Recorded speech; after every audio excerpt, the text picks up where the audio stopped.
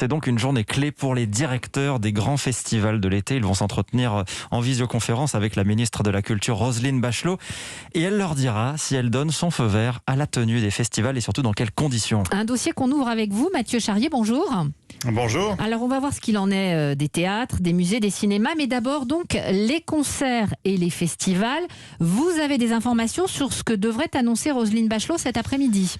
Alors on s'oriente vers la possibilité pour les gros festivals de l'été, type, vous savez, Rockéenne, Francofolie, Vieille Charrue ou Rock en Seine, de se tenir, mais avec plusieurs conditions. Première d'entre elles, tout le monde assis. Pas de grands concerts debout avec des festivaliers qui dansent entassés les uns sur les autres. Roselyne Bachelot veut un public sur des chaises avec des jauges réduites. L'idée, bien sûr, c'est de maintenir à tout prix la distanciation sociale. Deuxième mesure, évidemment toujours en fonction de la situation sanitaire, le masque pourrait être obligatoire, y compris en extérieur. Mais on ne sait pas encore si un test antigénique sera demandé aux spectateurs avant chaque concert et si les bars, vous savez, les buvettes de festival pourront ouvrir. La question que tout le monde se pose, c'est un festival peut-il se tenir avec autant de contraintes ? Oui, c'est vital pour Jérôme Tréorel, le patron des Vieilles Charrues, plus grand festival de France. L'objectif, c'est qu'on ait rapidement les réponses afin qu'on ne soit pas trop tard pour réadapter ou réorganiser un nouvel événement. Parce que passer de 70 000 à quelques milliers de personnes, ça va nous demander pas mal de travail, de réflexion et d'adaptation. Et ce sera, je pense aussi, un signe positif dans la reprise et de lutte face à cette pandémie.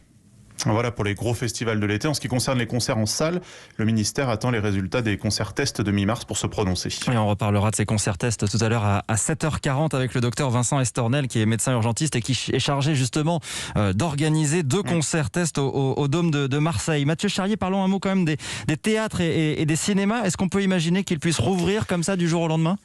Alors, pour les théâtres, c'est relativement simple. Les employés sont au chômage technique. La plupart des troupes ont continué de répéter. La Scala à Paris, par exemple, a 4 pièces prêtes, dont celle d'Alexis Michalik, qui peuvent donc être programmées quasi du jour au lendemain. Encore faut-il, et c'est un problème, vendre des billets.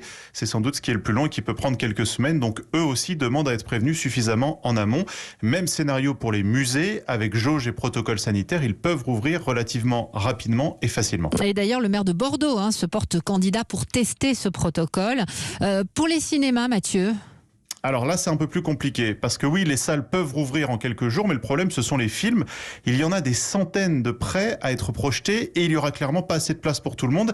Écoutez Jean Labadie, qui dirige le Pacte, c'est l'une des plus grosses sociétés indépendantes de distribution de films en France. Aujourd'hui, on a en gros une vingtaine de films de retard. Et comment on va faire ? Je n'ai pas la solution. Ça dépend si les salles réouvrent en mars, en avril, en mai. Il est extrêmement difficile de savoir comment on va sauver les films qui n'ont pas pu sortir. Et d'autant que des mastodontes comme James Bond attendent aussi de sortir. Et eux, quand ils arriveront en salle, ils prendront un écran sur 5 ou 6. Évidemment, ça laisse peu de place aux autres. Certaines entreprises réfléchissent maintenant à de nouveaux outils pour accompagner cette reprise de la culture. Oui, au Mans, par exemple, l'Institut technologique européen des métiers de la musique développe un outil basé sur l'intelligence artificielle pour évaluer en temps réel les risques de contamination au coronavirus dans un lieu culturel, en prenant en compte, par exemple, des critères de jauge, de distanciation, en utilisant aussi éventuellement des UV pour détecter d'éventuelles traces de virus. À la Philharmonie de Paris aussi, un nouveau système de ventilation est en cours de développement.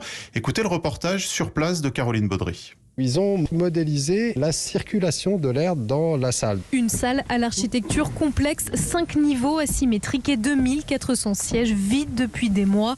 Perché sur l'un des balcons dorés, le secrétaire général de la Philharmonie, Hugues de Saint-Simon, raconte sous chaque fauteuil la solution pour limiter la diffusion du virus. Vous voyez, il y a des petites grilles là. Chaque siège a sa propre ventilation. Et alors on a été surpris. Ils nous ont recommandé de diminuer de moitié le soufflage de l'air. Ici, comme le volume déjà est très important, il faut plutôt limiter le brassage de l'air. Selon cette modélisation, l'air s'écoule en cascade jusqu'au parterre puis s'évacue vers les